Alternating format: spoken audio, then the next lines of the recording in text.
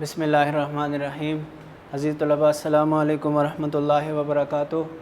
بچوں، آج ہمارا لیکچر نمبر 15 ہے کہ جماعت دہام کے مضمون اردو کا سبق نمبر 3 مرزا محمد سعید ہے، اور اس کی آج ہم پیراگراف کی تشریح کریں گے۔ اس سے پہلے ہم نے اس کی بلند خوانی کی، اس کی تفہیم کی، پھر اس کا خلاصہ لکھا، اور اس کے بعد اب ہم پیراگراف کی تشریح کریں گے۔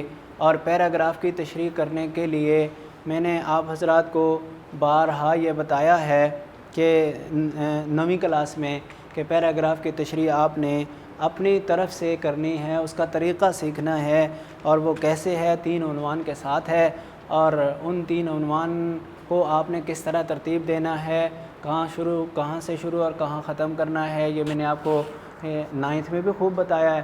اور ابھی اس سے پہلے چونکہ تشریح آپ کی شاید ہوئی تھی، اس میں بھی بتایا تھا، اور آج پھر بتا رہا ہوں کہ تشریح کے اندر چار عنوان ہیں، 4 عنوان ہوتے تھے لیکن اب 3 ہیں۔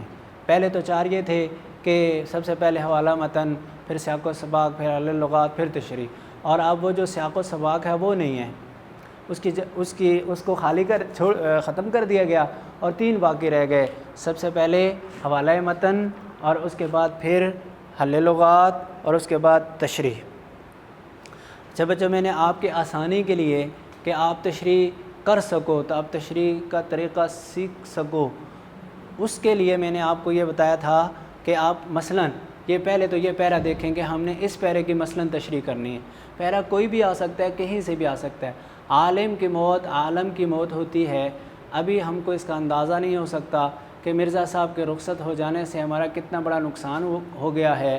اب ان کی عدم موجودگی رہ کر ہمیں ان کی یاد دلائے گی، اور وقت کے ساتھ ان کی جدائی کا گہاؤ بڑھتا چلا جائے گا۔ مرزا صاحب بہت ہی خاموش کام کرنے والے تھے، یعنی اتنے خاموش کہ خود ان کے زمانے کے اکثر لوگ بھی ان کی علمی اور ادبی کارناموں سے واقف نہیں۔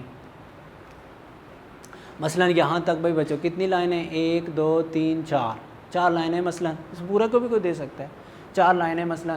تو اب ان 4 لائنوں میں سے سب سے پہلے ہم نے کیا کرنا ہے بچوں؟ سب سے پہلے ہم نے اوپر صفحے کے دائیں طرف ایک عنوان دینا ہے، حوالہ متن۔ کہ بچوں آپ 10ویں کلاس کے بچے ہو، آپ کو تو خیر صرف بتانا ہی ہے، بورڈ پہ بھی نہیں کر کے بتاؤں گا، 9th والوں کو بتا رہا ہوں، آپ کو صرف بتانا ہی ہے کہ سب سے پہلے جو آپ نے عنوان دینا ہے، کیا دینا ہے بھائی بچوں؟ حوالہ متن۔ اس میں کتنی چیزیں لکھنی ہوتی ہیں؟ 2۔ کون کون سی؟ ایک تو مصنف کا نام، تو کیا نام ہے مصنف کا؟ شاہد احمد دہلوی، اور سبق کا نام مرزا محمد سعید۔ پھر اس کے بعد آپ لکھیں گے حل لغات۔ لغت کی جمع ہے، مشکل الفاظ کو کہتے ہیں حل لغات۔ تو حل لغات میں آپ نے کیا لکھنا ہے بچوں؟ حل لغات میں آپ نے وہ مشکل الفاظ جو انڈر لائن کیے ہوئے ہوں گے، لفظ لکھنا ہے بریکٹ میں اس کا معنی، یا لائن ڈال کے الفاظ معنی کے انداز میں اس کے الفاظ کے معنی لکھنے ہیں۔ جیسے ہم کہیں کہ مثلا اس میں انڈر لائن کیا ہوا ہو، ممکن ہو سکتا ہے عدم موجودگی، عدم موجودگی۔ اب عدم موجودگی آپ لکھو گے باہر، اور بریکٹ میں کیا لکھو گے؟ موجود نہ ہونا، یا لائن لگا لو، ایک طرف عدم موجودگی، ایک طرف موجود نہ ہونا، الفاظ معنی کے جیسا پیٹرن تو آپ کو 8 سے سکھائے جا رہے ہیں سب کچھ کے، پیٹرن تو آپ پوچھنے کی بات ہی نہیں ہے۔ تشریح، اشعار کی تشریح کیسے کرنی ہے، اس کا پیٹرن وہی ہے جو آپ نے پری 9th میں 8th میں سیکھا۔ اسی طرح پیراگراف کی تشریح وہی ہے جو آپ نے وہاں سیکھی۔ کوانٹٹی میں آپ کو ساتھ بتا رہا ہوں کہ اشعار کی تشریح کی کوانٹٹی ہے 1 پیج، پیراگراف کی تشریح کی کوانٹٹی ہے 1.5 پیج، اور خلاصے کی کوانٹٹی ہے 1.5 سے 2 پیج۔ ٹھیک ہے بھائی بچوں؟ اچھا، ایک لفظ ہم نے عدم موجودگی۔ اچھا، اس کے علاوہ دوسرا لفظ گھاؤ ہے، مثلا گھاؤ۔ تو گھاؤ کس کو کہتے ہیں بچوں؟ زخم کو۔ گھاؤ کس کو کہتے ہیں؟ زخم کو۔ اچھا، اسی طرح جو 4 الفاظ ہوں گے، اور 4 الفاظ کے آپ نے معنی ٹھیک لکھنے ہوں گے، 2 نمبر ملیں گے آپ کو۔ حوالہ متن کا 1 نمبر ملے گا، اس کے علاوہ پھر 2 نمبر رہ جائیں گے تشریح کے۔ اب اس کے بعد ہیڈنگ دیں تشریح کے لیے آپ نے 3 پیراگراف میں نے آپ کو کہا کہ لکھیں گے، وہ بہت مناسب اور اچھا طریقہ ہے اس لیے کہ عربی والے کہتے ہیں کہ تشریح کہتے ہیں اس کو کہ کسی تحریر کا ما لہو و ما علیہا بیان کیا جائے. اردو والے کہتے ہیں کسی چیز کو پیش منظر اور پس منظر کے ساتھ بیان کیا جائے. تو وہ جو ہم پہلا پیرا لکھتے ہیں وہ پیش منظر ہوتا ہے، جو تیسرا پیرا لکھتے ہیں وہ پس منظر ہوتا ہے. جب آپ پیش منظر اور پس منظر کے ساتھ پیراگراف کو ایکسپلین کر کے بتائیں گے تو اس تشریح سے زیادہ کا مطالبہ کوئی آپ سے نہیں کرے گا. اور مختصر پہلا پیرا اور تیسرا پیرا 3-4 لائنوں کے بہت ہیں، اور درمیان والا پیرا 6-7-8 لائنوں کا اتنا ہو جائے بہت ہے. اب جیسے ہم مثال کے طور پر دیکھ لو، اب یہ جو عالم کی موت ہوتی ہے، اس والے پیرے کی ہم تشریح کر رہے ہیں.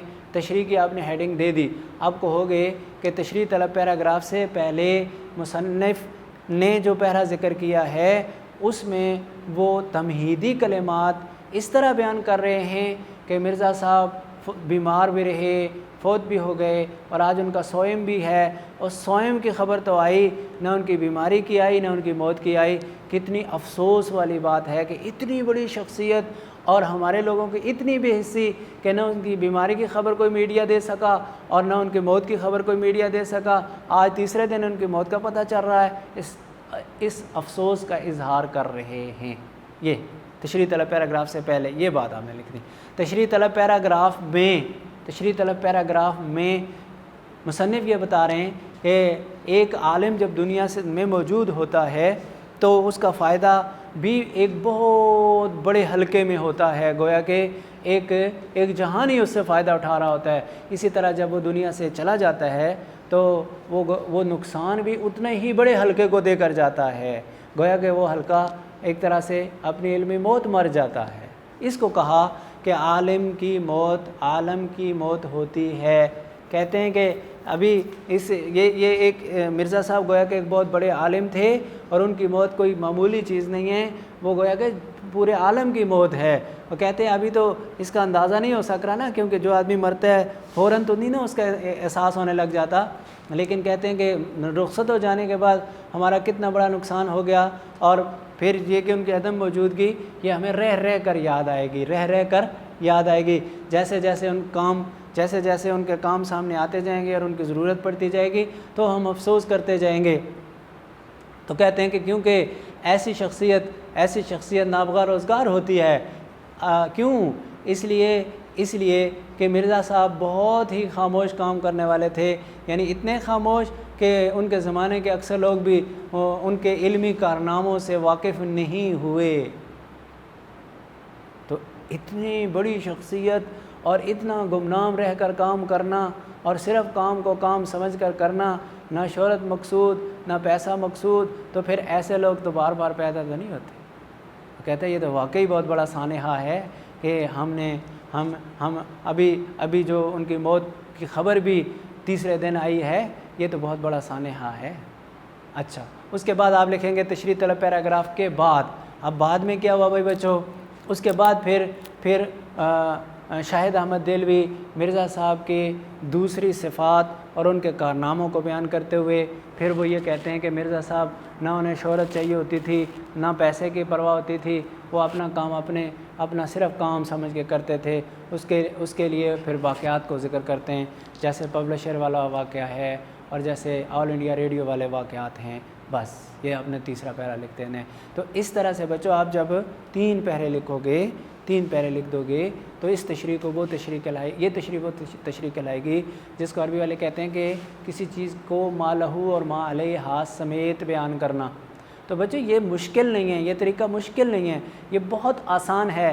لیکن یہ آپ کو ابھی تھوڑا مشکل اس لیے لگتا ہوگا کہ شاید جن لوگوں کے سامنے یہ پہلی دفعہ آ رہا ہے. کیونکہ عام بچے کیا کرتے ہیں کی بکس نکالی اور ان سے رٹ لیا، استاد سے لکھوایا اس سے رٹ لیا. تو بھائی بچوں رٹنے والا کام آپ بالکل چھوڑ دو. اگر رٹ کر امتحان میٹرک کا پاس کرو گے تو بچوں پھر آپ کا وہ دن جو 8ویں سے 9ویں میں آنے کا تھا اس میں اور میٹرک کا آخری امتحان دینے میں کوئی آپ کی صلاحیتوں میں ذرا بھی فرق نہیں آئے گا. آپ کے اندر آپ کا جو علمی ترقی ہے وہ ایک بال برابر بھی نہیں ہوگی. اس لیے آپ نے رٹنا بالکل چھوڑ دینا ہے، یاد کرنا بالکل چھوڑ دینا ہے. آپ نے طریقے سیکھنے، بیٹا میں آپ کو پیراگراف کی تشریح کا بھی طریقہ سکھا رہا ہوں، اشعار کی تشریح کا بھی طریقہ ہی سکھا رہا ہوں، اور اس کے علاوہ خلاصے کا بھی طریقہ ہی سکھا رہا ہوں۔ میں یہ نہیں کہہ رہا کہ یہ تشریح ہے، اس کو ایسے کر لو، یاد کر لو، نہیں، بالکل نہیں۔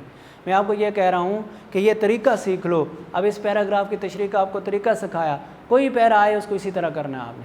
خلاصے آپ کو سب کو یاد ہوں گے، اور 3 پیروں میں اس کی تشریح کر لیں۔ پہلے مختصر سا پیرا، اس سے پہلے والی بات کی طرف اس کو ٹچ کر لیں، پھر پیراگراف کے اندر کو دوسرا پیراگراف اسی پیرے کو ایکسپلین کر دیں، تیسرا پیرا اس کے بعد والی بات کو تھوڑا سا ٹچ کر کے خاتمہ کر دیں، تاکہ ایک اجنبی شخص کے سامنے بھی جب پیراگراف جائے تو وہ پوری بات سمجھ لے کہ یہ پیرا کدھر سے آیا اور اس میں کیا کہا جا رہا ہے۔